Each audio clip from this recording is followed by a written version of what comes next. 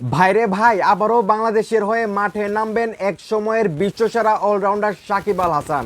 বাংলাদেশের 5 পাণ্ডবের এক পাণ্ডব, যার অবদান বাংলাদেশের ক্রিকেটে সারা জীবন মানুষ মনে রাখবে। উনি কিন্তু আবারও বাংলাদেশের জার্সি গায়ে মাঠে নামতে পারেন, এমনটাই কিন্তু বলতেছেন বিসিবির একজন পরিচালক, যার নাম আমজাদ হুসেন। উনি কিন্তু বলতেছেন সাকিব আল হাসানের যদি ফিটনেস ঠিক থাকে তাহলে বাংলাদেশে পরবর্তী সময়ে যে সিরিজগুলো হবে সেইখানে কিন্তু সাকিব আল হাসান খেলতে পারে। তো উনি কি বলতেছে আমি সম্পূর্ণ কথা আপনাদেরকে পড়ে শোনাইতেছি।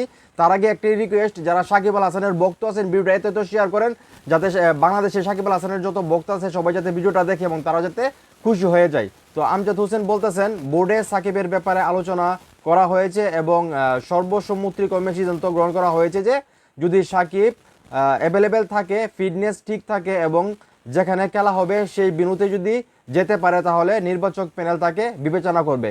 মানে সাকিব আল হাসানের যদি ফিটনেস ঠিক থাকে এবং উনি যদি আসলে খেলাটাকে ঠিকভাবে খেলতে পারে এবং যেই বিনুতে খেলা হবে সেইখানে যদি সাকিব আল হাসান যেতে পারে তাহলে সাকিব আল হাসান পরবর্তী যে সিরিজগুলো হবে সেইখানে মাঠে নামবে বাংলাদেশের হয়ে। এবং আপনারা সবাই জানেন সাকিব আল হাসানও কিন্তু চাই বাংলাদেশের হয়ে মাঠে নামতে এবং বাংলাদেশের মানে একটা সিরিজ খেলে, পূর্ণাঙ্গ সিরিজ খেলে কিন্তু উনি ক্রিকেটকে বিদায় জানাতে চায়। যে সিরিজটার মধ্যে টি-20 ম্যাচ থাকবে, যে ওয়ানডে ম্যাচ থাকবে, টেস্ট ম্যাচ থাকবে, এরকম একটা পূর্ণাঙ্গ সিরিজ খেলে উনি চায় যে ওয়ানডে ক্রিকেট বা ক্রিকেট থেকে আসলে ইন্টারন্যাশনাল ক্রিকেট থেকে উনি বিদায় নেওয়ার জন্য।